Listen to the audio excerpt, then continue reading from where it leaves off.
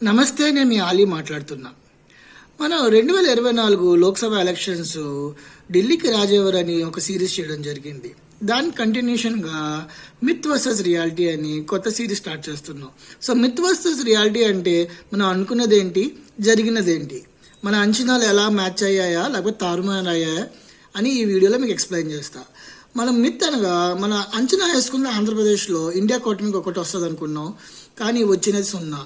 అలాగే బీజేపీ కూటమికి 24 వస్తాయి అనుకున్నాం.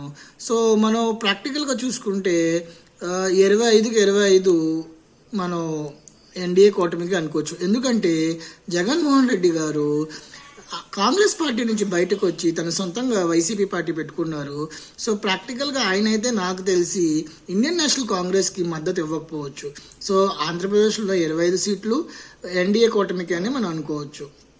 అలాగే అరుణాచల్ ప్రదేశ్లో మనం 1 వస్తుంది అనుకుంటే రియాలిటీలో ఏంటంటే 0 ఎన్డీఏకి వచ్చినది, 0 ఇండియా కూటమికి వచ్చినది, 2 ఏమో మన ఎన్డీఏ కూటమికి వచ్చింది. అస్సాంలో 9-5 అనుకున్నాం, కానీ రియాలిటీలో 3 మాత్రం ఇండియాకి వచ్చింది, 11 ఎన్డీఏ కూటమికి వచ్చింది.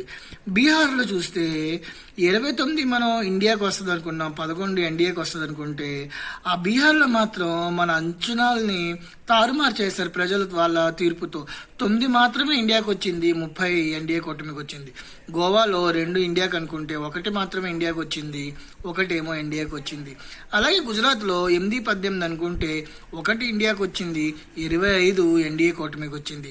హర్యానాలో 9-1 అనుకుంటే 5-5తో ప్రజలు ఇద్దరికి సమాన తీర్పిచ్చారు.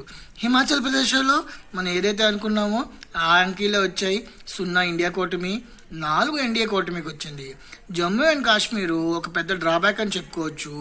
6 ఇండియాకి వస్తుంది అనుకుంటే 2 ఇండియాకి వచ్చింది, 2 ఎన్డీఏకి వచ్చింది, మరియు 2 ఇతరులకు వచ్చింది. కర్ణాటకలో చూసుకుంటే కాంగ్రెస్ పార్టీ సౌత్ ఇండియాలో అధికారంలో ఉన్న ఇంకో స్టేటే కర్ణాటక స్టేటు. అక్కడ 22 వస్తుందని మనం అంచనా చేసుకుంటే 9 మాత్రమే వచ్చింది. అలాగే ఎన్డీఏకి 19 వచ్చింది. అలాగే కేరళలో చూసుకుంటే 20కి 19 ఇండియాకి వచ్చింది, 1 ఎన్డీఏకి వచ్చింది.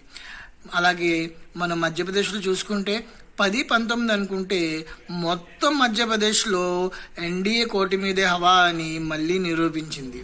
సో మధ్యప్రదేశ్లో 29కి 29 ఎన్డీఏకే వచ్చింది.